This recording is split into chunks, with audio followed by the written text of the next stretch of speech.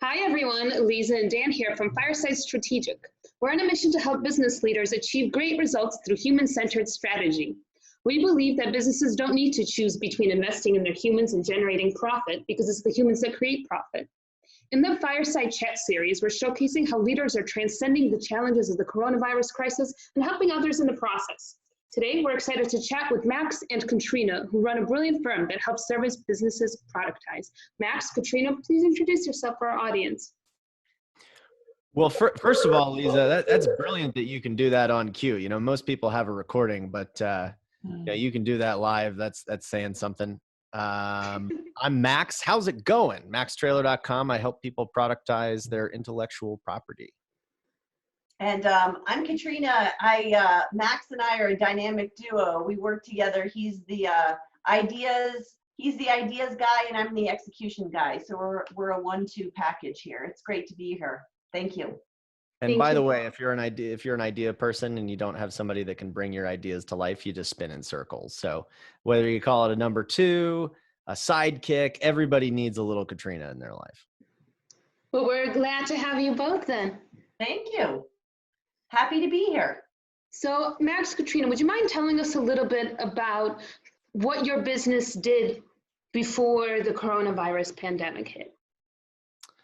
Well, before we would help service businesses that weren't very profitable, that were selling the same thing as everybody else, that had no differentiation, that weren't charging for strategy, planning, intelligence. We helped agencies transform into consultancies. We help them create consulting packages, group workshops, license programs, courses, productized bits of knowledge so they could start selling the most valuable thing that they had, their intelligence. I wouldn't say that that's changed, but we've had to really sharpen the pencil and come up with new ways and sort of pivot so that we are doing what is most essential and what people absolutely need to survive. And we've had to trim all the rest. And what is that? Katrina.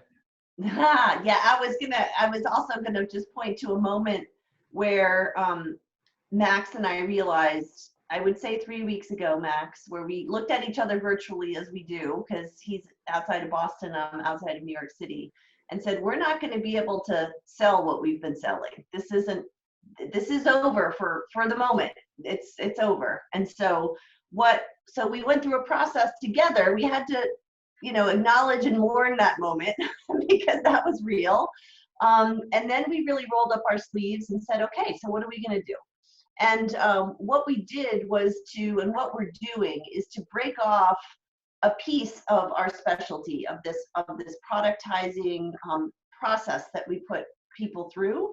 And the piece that Max is incredible at doing in particular is helping entrepreneurs identify the idea or their most valuable idea to bring to market. And so in this post-COVID time, the question is, what were you doing and what can you be doing differently now, given that the market is so changed, given that you've lost customers, given that what they need is different, but is critical to understand. So getting even closer to understanding what your customers need, and then we're going to help them with ideas and pivot strategies to bring that idea to market with their past customers or their current customers, and then to bring new customers in.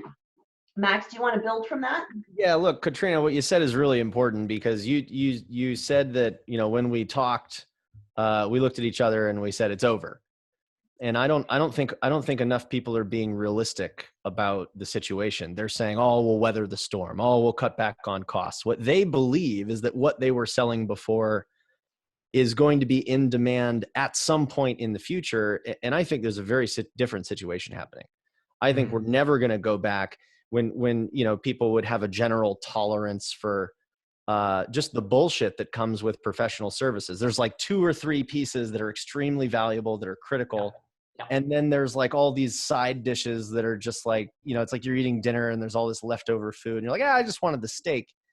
Well, they had to make it presentable. So they got the peas and they got the carrots and all that's just crap. Yeah. So I think what we did and said, hey, it's over. I think people need to be realistic and say like, yeah, you're right. It might be over. Like it might be over. So how are we going to transform right now rather than weather the storm or pretend it's going to be okay? Like you got to do something. And I think the people that trim the fat and really revisit the value that they bring to customers, they're going to come out the other side of this thing COVID proof. They're going to come out crisis proof, and they're going to have stronger relationships than they've ever had with their customers.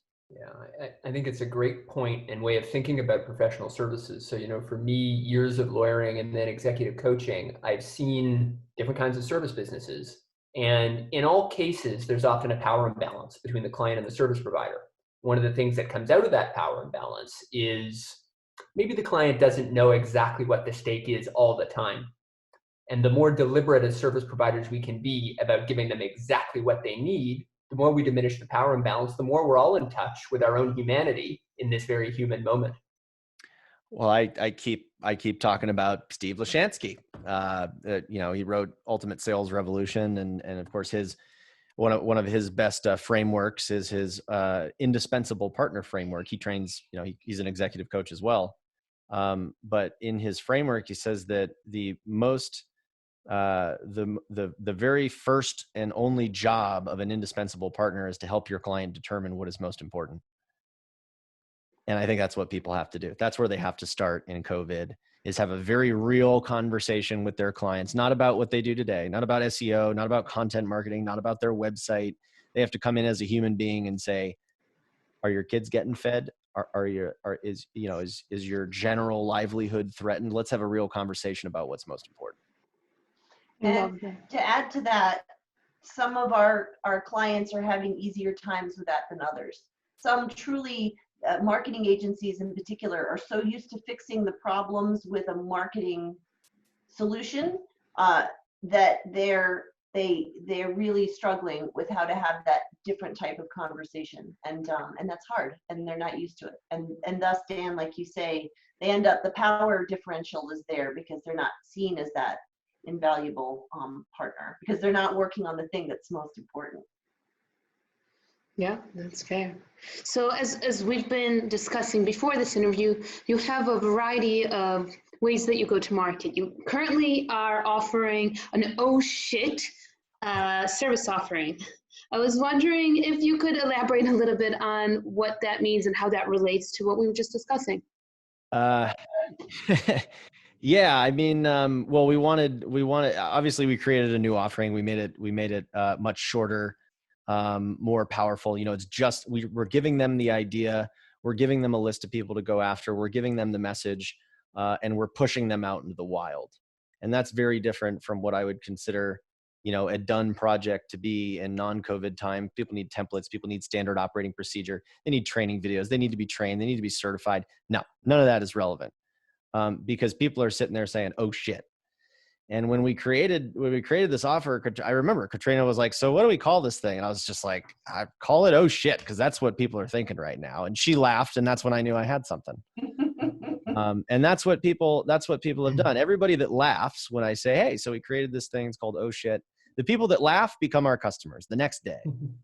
And what's been really liberating is like my dad always told me, don't make it difficult to work with you.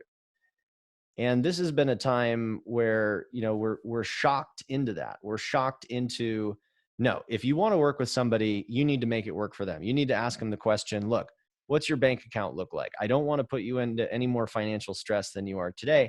I think it's important for there to be some transaction. I think there needs to be a formal go button so that everybody feels good and bought in and, formally pressing go. But it's just been liberating to just be able to work with people, just to start working with people. We find out right away if that was a good decision. And so far it's actually been financially pretty good. People see a lot of value, they pay what they can. And when it starts working and they get more value, they pay you more. And, I heard a story that Panera Bread did this at a location in Atlanta. And their revenue went up 40%. They told people to pay what they can. They started to get $5 for muffins and stuff. People don't know what a muffin costs. They're just, oh, here, you guys are doing great. Here's what. here's what you can have. Sure, somebody, some people were in financial stress, and but on the whole, just for doing something like that during a time when people really need it, it helps you develop some strong relationships.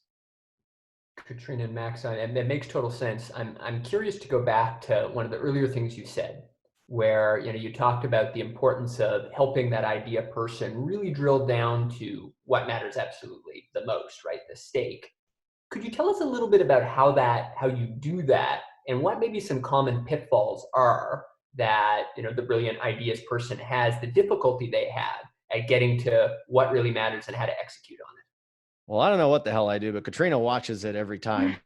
The right person. Max, I was wondering if you might use the example of the professor.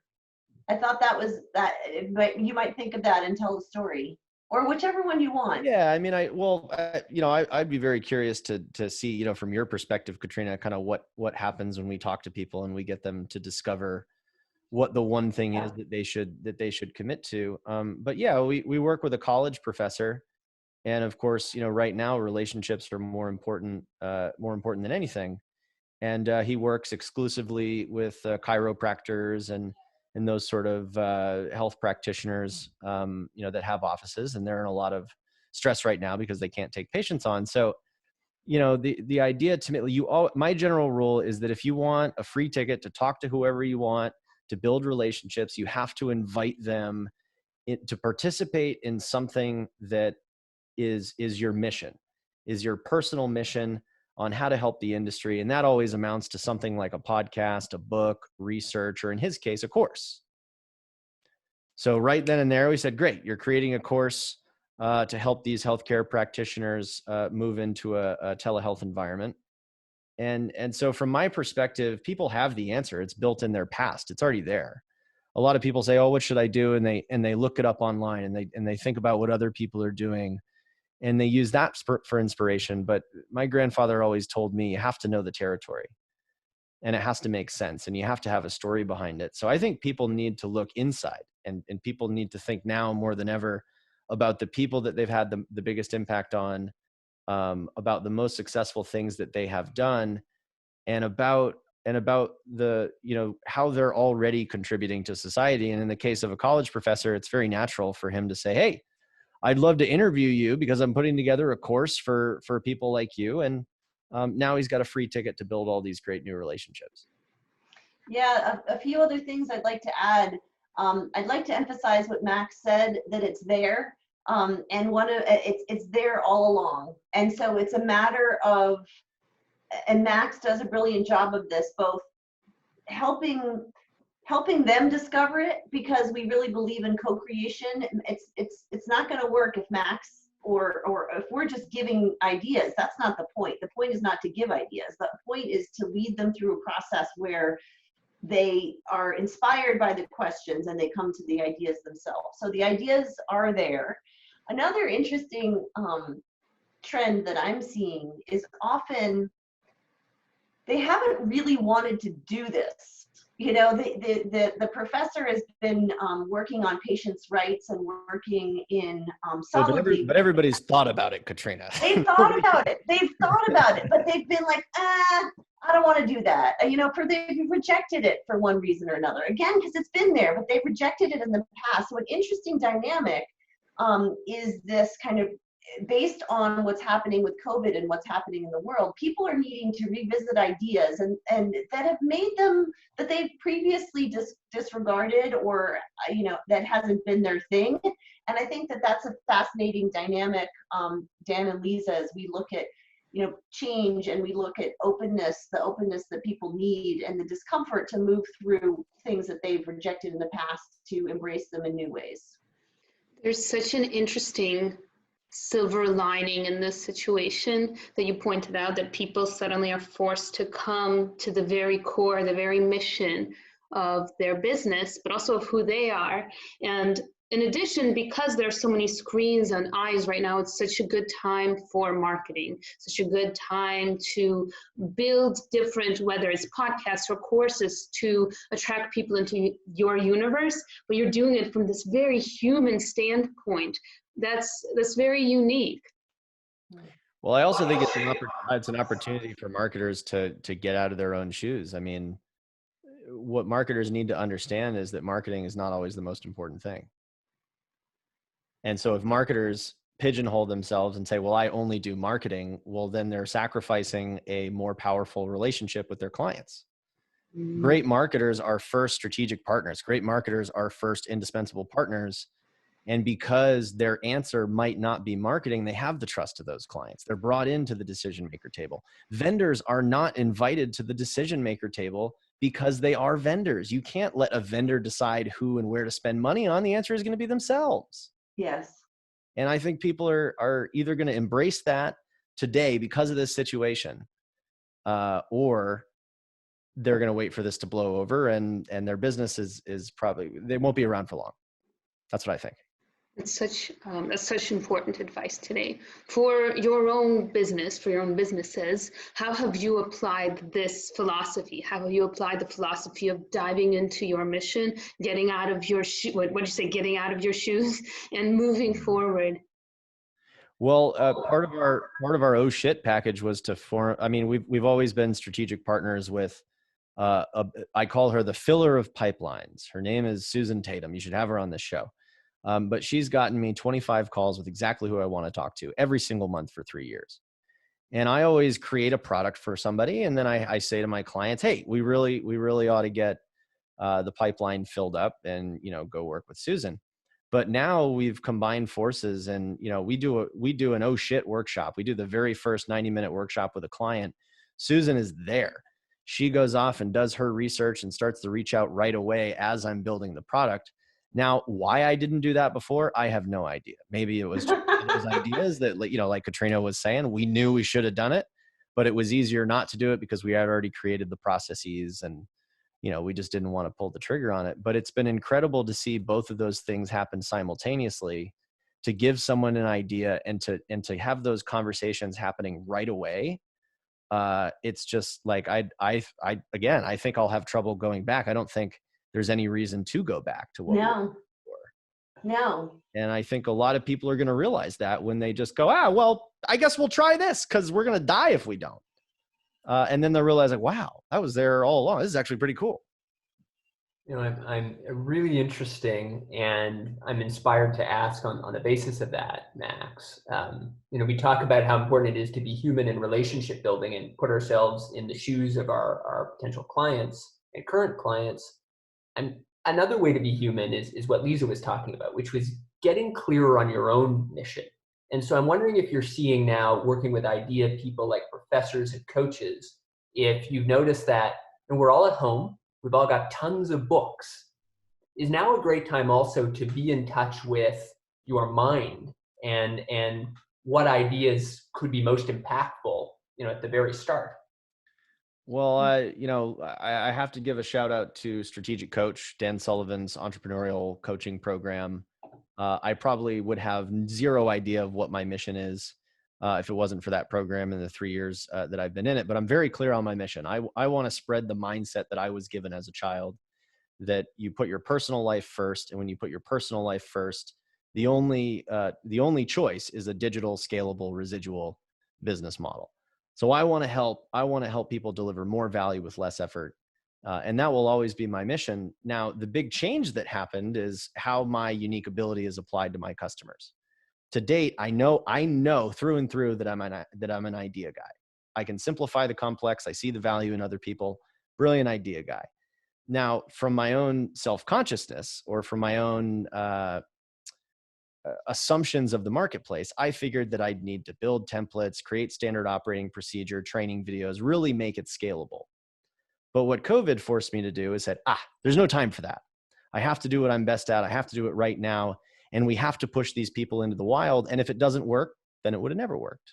But if it does, then we have a really great partnership. So it forced me to more embrace my identity and my contribution. I think part of that is your mission. But I think in pursuit of mission, people put themselves in situations where their abilities can't shine through. They do a lot of things that they're good at, but they're not passionate about, that they weren't born to do.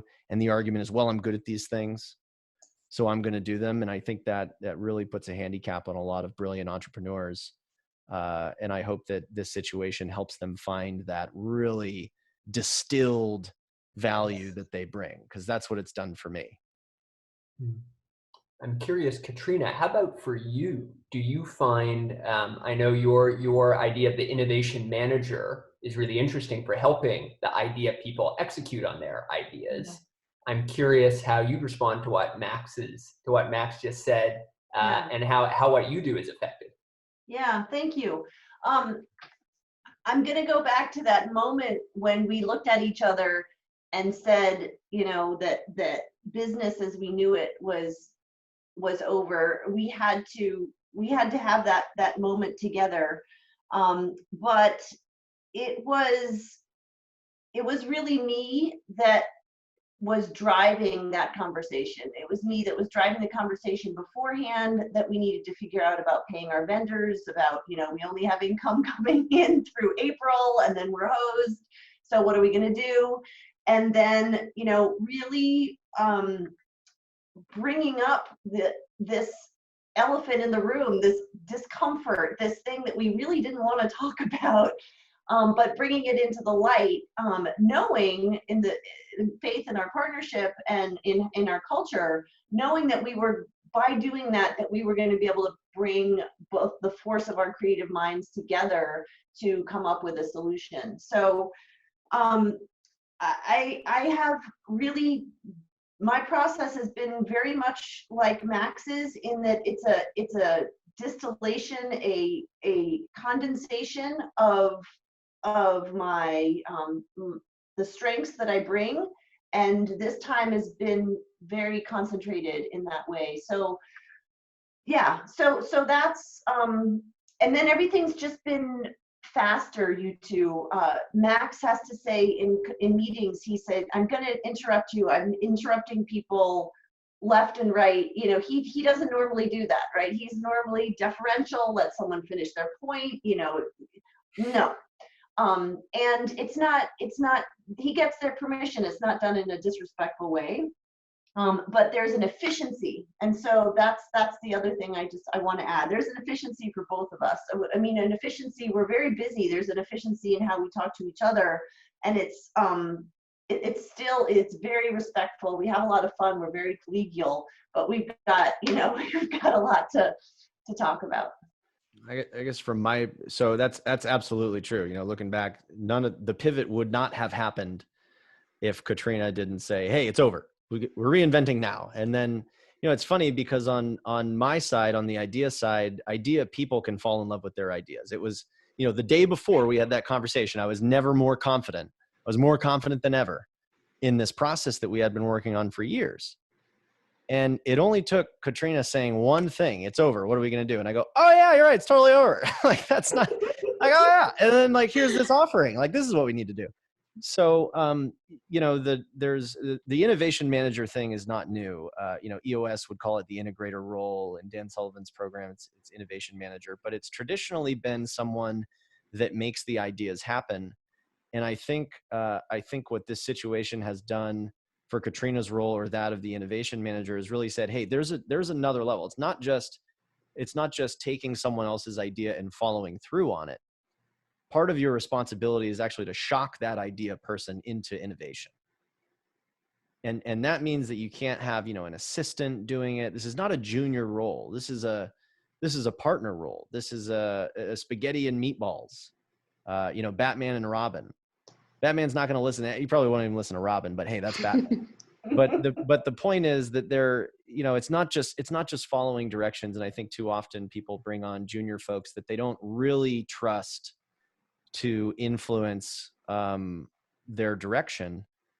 And what Katrina's done during this time is totally changed the entire direction for somebody that was pretty darn confident in what I was doing. So it's really like a ship's like a really powerful rudder in a ship. It's beautiful. Yeah, that's great. That's an awesome partnership. And it sounds like you both have done a brilliant job managing the challenges of the crisis. As we hopefully continue to move forward as a society and after COVID and beyond? What are some of your, broader goals for the business? Well, I mean, that could mean a lot of things. I think that for me, the progress I want to make is to help more people in the way that I want to help people. I want to help them not just change the way they're doing business, but have a mindset so that when they need to change again, they know exactly how. They have they have the compass of, I'm putting my personal life first, and here are all the options in terms of business models for how to deliver value. Most people are pigeonholed in what they're being told to do: charge for professional services, hire somebody, do labor plus business model, charge time for dollars. And it saps the creativity out of entrepreneurs. So I think I'll always be pursuing that mission. And the way I will measure progress is if I can have an impact on more people with less of my effort, not because I'm selfish, not because I'm lazy, but because I know that when I'm relaxed, I can be creative. And it's through that creativity that I have my best ideas. And that's my contribution. Yeah. So there. Makes a ton of sense, because when we're in fear mode, we are less creative. We're less in a big picture mode, right? We're scrambling. We're trying to figure out, how do I pay the rent? So it makes total sense that creativity and relaxation go together. I You're agree. also living your own mission, which is important. Well, there's that too. Yeah, that was my lullaby growing up. Don't work too hard, Max. Now that we move towards the end of our time together, well, I would love to hear Katrina. I would love to hear Katrina. Like that's my curiosity. Katrina, how do you measure progress? Well, so Max is, or we're doing it together, but Max has written an incredible book, which is coming out on May 1st, which I'll get him to talk about in a little bit. But we're having this experience as people are reading advanced copies of the book, of coming into new relationships with people already having oriented themselves towards our point of view and what it is that we're doing. And it's extremely gratifying. So I want to, piggyback on what Max is saying, that the future is about creating ways to make these ripples spread out farther in terms of what's possible. And I'm just starting to see that with the book, with those type of conversations. We have someone who was in the program doing one thing that related to creating content teams and organizations. And now she's taking this COVID time to pivot and do something completely different. I mean, completely different. But she's going to take the learning that she had in our program around content teams and that productization and bring it over here to something that is very much aligned with her passion and her life's work. And that type of thing is extremely gratifying to me and to us. So I'm very excited about that, spreading the word really, and the possibility. Beautiful. We love the word you're spreading. So with our time left here, fast coming to an end, I'm curious, number one, to hear a little bit more about the book that you were talking about, Katrina, and also want to ask the question, what's fun for you guys these days? We're in this tricky moment where there's a lot of pain out there, unfortunately, but still important to maintain our balance and to have some fun in this moment. And so I'm curious, what are you guys doing for fun? I'll take that one. 5 years ago, I decided that I wanted to drink beer with brilliant people. And my dad always said, surround yourself with brilliant people. I was a craft beer guy. I think everybody likes beer after college. So, I decided that I wanted to drink beer with brilliant people. And so I started a podcast called Beers with Max. Actually, at the time, it was a networking call, not a podcast. And I've been doing that religiously for 5 years now. And so what I do for fun every Friday is I get my clients, I get my prospects together, and I have one of these special guests that's written a book or won some awards, some famous person come in and talk to us and drink a beer. And it's not just fun, it's what turned into the book. I have my story and I have concepts that I want to communicate, but having interviewed leaders in sales and marketing for 5 years and hearing their stories about how they've productized their intellectual property and how it's made an impact on their lives, the book that I wrote, Agency Survival Guide, is as much about these people's stories as it is my own. And so when you read the book, it's kind of me talking, but who would listen to me? And sprinkled throughout are these brilliant people that have these incredible insights and links to their interviews. So it's kind of inarguable in a way. It's hard to, it's opinionated. I say some things that I'm convinced are going to piss people off, but what can you do? There's brilliant people that are backing me up. So you're either in or you're out. You can't please everyone. You can't please everyone, but if you piss some people off, you'll probably get some clients. Yeah. I should write that down. And I'm just going to answer the happy question. On the personal side, it has to do with spending different types of time with my kids, cooking together, going on walks, enjoying spontaneous moments. And then on the busy side and on the work side, Max and I were really in flow. You're familiar with that concept, and we are working really hard and we're making a difference in people's lives, and there's nothing like that and we're having a wonderful time doing it. So that's making me every day, that's making me very, very happy. Yeah, I guess my happiest moment last week, a client told us that he's bringing on two new clients during COVID. Now, a week prior, he had no clients. He had lost his clients. And so, from a business standpoint, that's really fun, because those people are cured for life. They're going to be selling their ideas and they're going to be bringing creative stuff to clients. And I think that's what you need to crisis-proof your business, is know that in times of crisis, the value of good ideas goes up. So you better be confident. You better be ready to unleash some good ideas on people that need it the most. Well, that's a brilliant thought to wrap up with.